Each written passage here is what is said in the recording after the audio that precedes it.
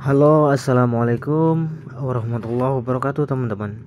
Balik lagi di channel Asal Faedah.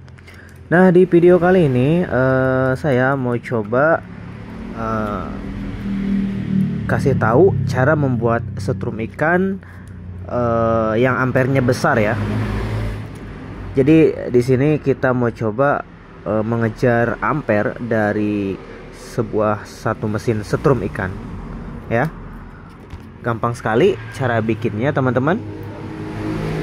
Jadi antara sebelum kita jelaskan, kita bedakan dulu antara ampere dan juga voltase ya, teman-teman ya. Kalau ampere itu adalah arus ya. Kalau voltase yaitu tegangan, teman-teman. Ya.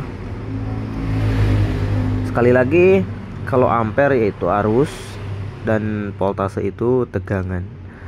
Jadi kalau misalkan kita bedakan dari percikan ampere itu cenderung berwarna merah seperti kembang api ya, dan voltase itu yang biru, teman-teman.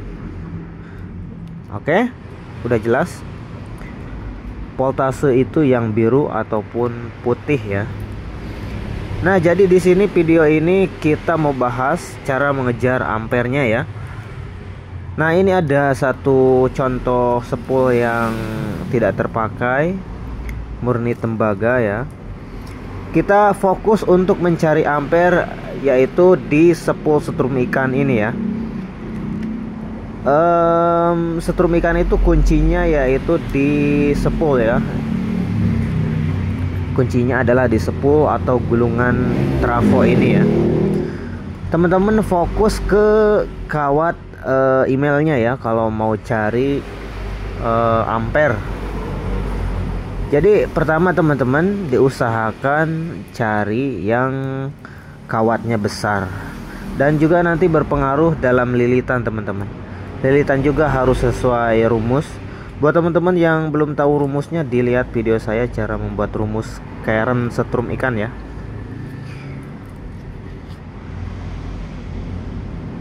Jadi lilitan juga berpengaruh.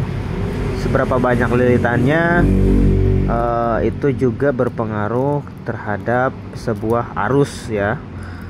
Semakin banyak, semakin bentangannya luas juga, teman-teman.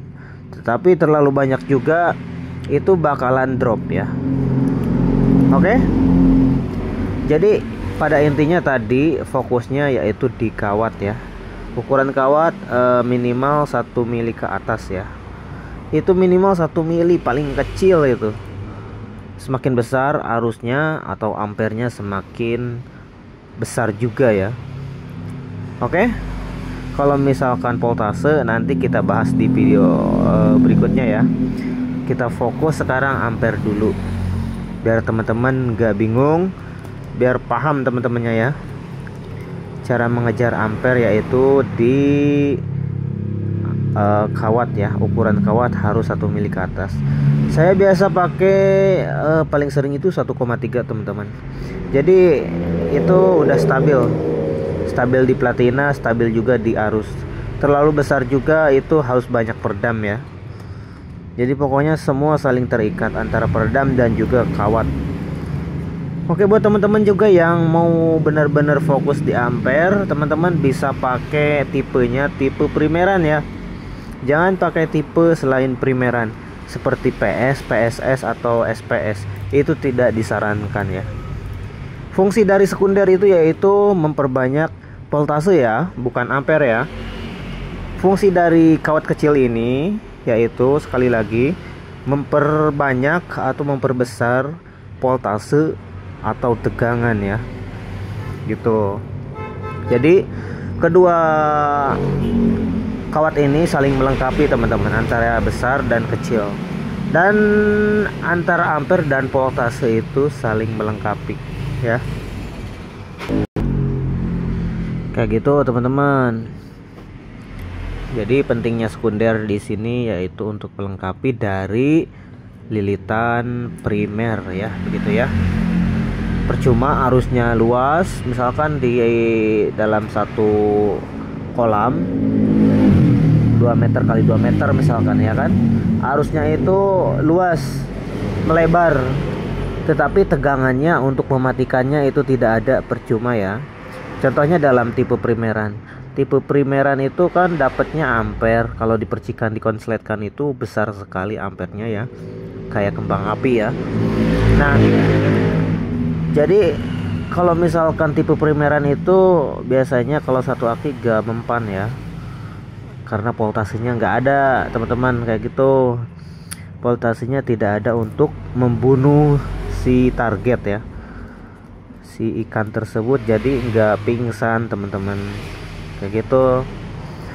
Kalau cuman pakai kawat primeran doang, makanya di sini ada sang pembunuh yaitu kawat kecil ya.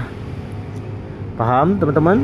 Makanya saya di sini jarang banget bikin tipe primeran. Karena apa? Karena ya untuk satu aki tidak disarankan bikin primeran. Ya, sekali lagi fokusnya kalau mau kejar ampere, kawatnya yang besar. Kejar voltase, kawatnya yang kecil. Tetapi jangan terlalu kecil juga. Minimal 060 ya. 070 udah.